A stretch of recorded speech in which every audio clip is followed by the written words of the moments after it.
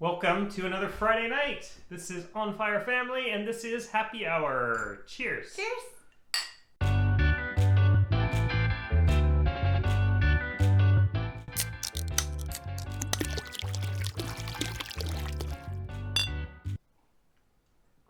If you haven't joined us before, on Friday nights we get together and we shop for our Great Loop boat. Our family of 4 is departing on this grand adventure in about 14 months.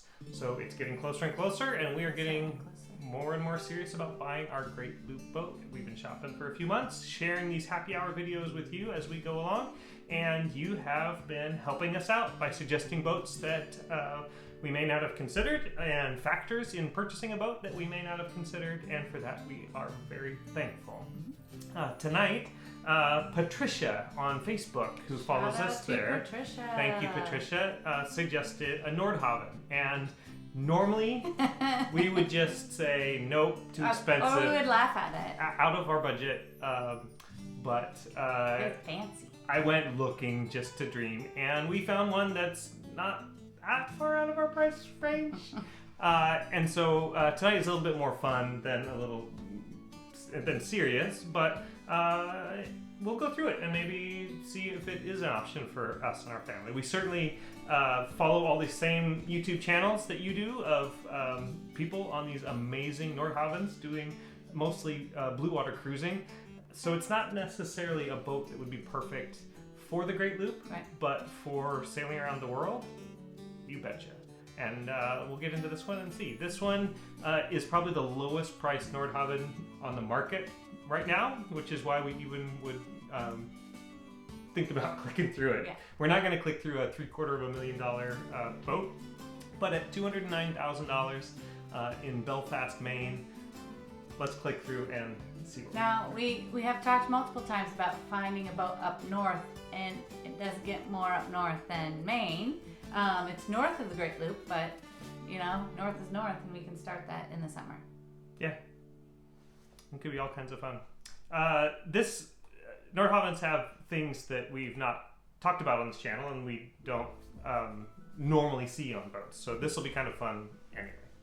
So first off, we're in the Galley? kind of through the salon into the galley here. This is a pilot house, of course, so it's got a little bit different layout than some of the boats that we've looked at. So nice galley here.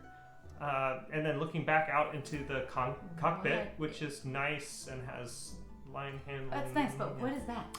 This would be a diesel heater, furnace, fireplace. I see. setup. A Maine fireplace. gets cold. Yeah? Yeah, right. So, and we see that a lot in the Pacific Northwest here too. But for the Great Loop, And it has a piano. it does. All right, room for a piano. Yeah. Fantastic. Which we will cue the music. Our daughter will accompany the video With her. with her piano. So we are looking for a boat that would be able to fit at least a good sized keyboard like this. So that would be nice.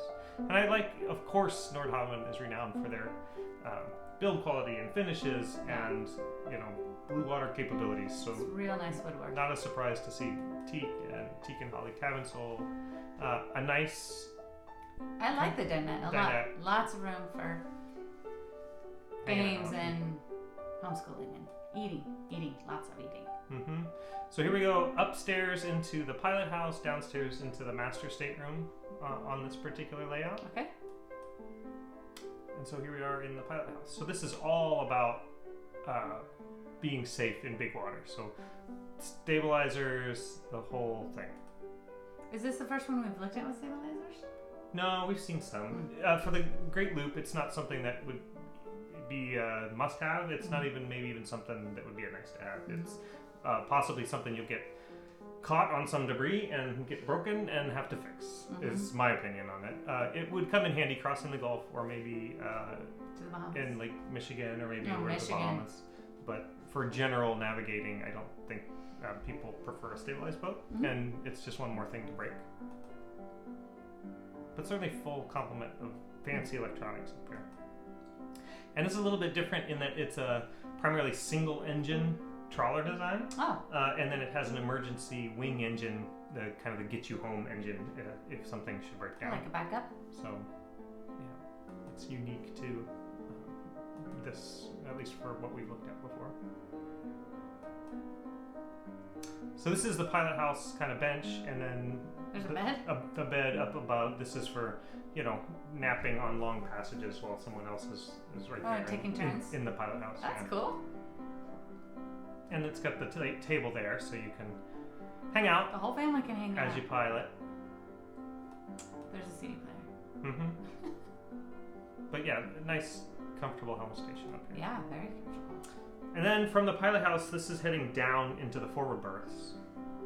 And I think this breaks our rule of desiring 3 staterooms. I think this is the master stateroom aft, kind of aft, and then this forward stateroom forward with a separate bunk across from it. So there's 3 beds.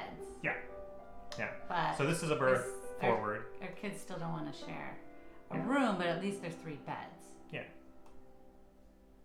And lots of storage, and again, the finishings and such.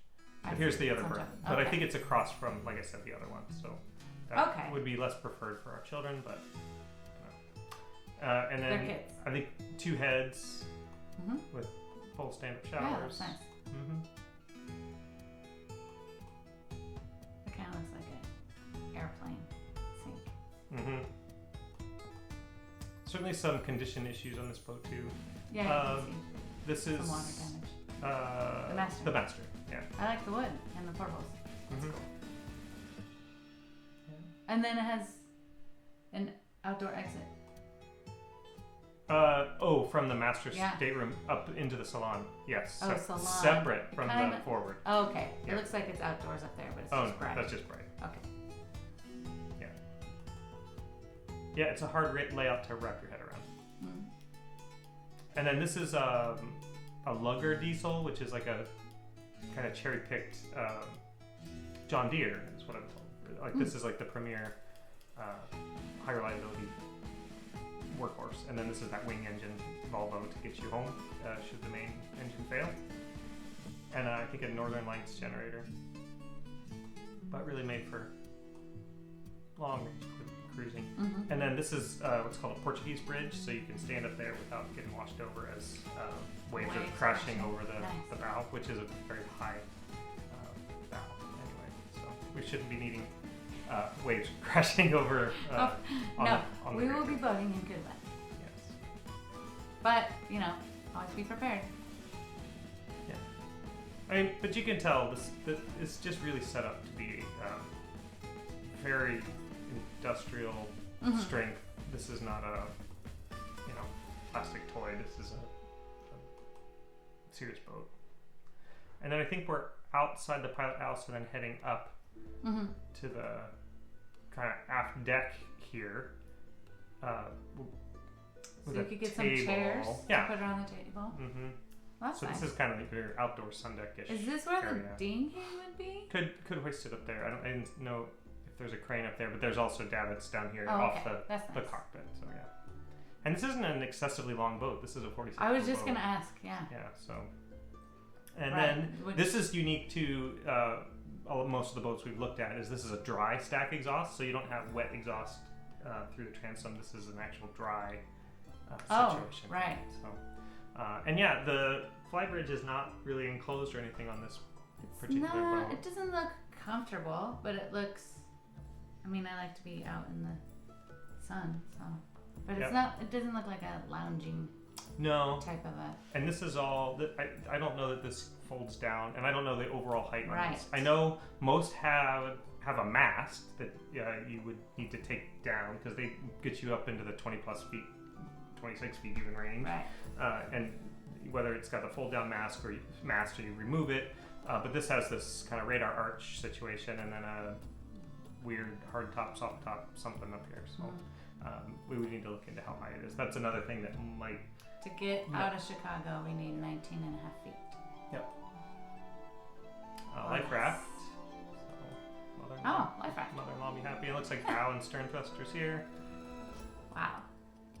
Which you do need for a single engine boat to get you into tight spots and such. But very minimalist piloting from the flight. Yeah, but it still has some navigation. Yeah. But yeah, you And like do, you said, it's not a lounging. right. And also, you do prefer to pilot outside. I do. Yeah. Because we have both I like the now, visibility of it. Yeah. And it's just, yeah. And so if it's not that nice up top, you won't. Yeah. Use Oh, it. this is the kind of smokestack for that diesel furnace heater. That's what that is. Not my favorite. Fuzzy picture. Fuzzy picture? Yeah. That just looks like you're in Maine doing some fishing. Right. Just maybe what it's been doing. But, well, there you go. Patricia, thank you so much for suggesting it. Yeah. We can always dream. We can dream of a $750,000 Nordhavn someday. And we can dream of blue water cruising someday. But the task at hand is America's Great Loop, 6,000 miles, 2022 to 2023, and looking for a little less expensive of a boat. Or less boat.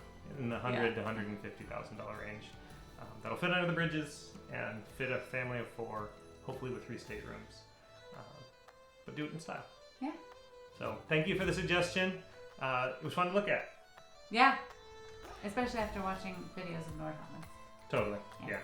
Yeah. And we're envious. So to all you guys that are out there and doing it, congratulations. Maybe we'll join you someday. Thanks for joining us. Cheers. Cheers.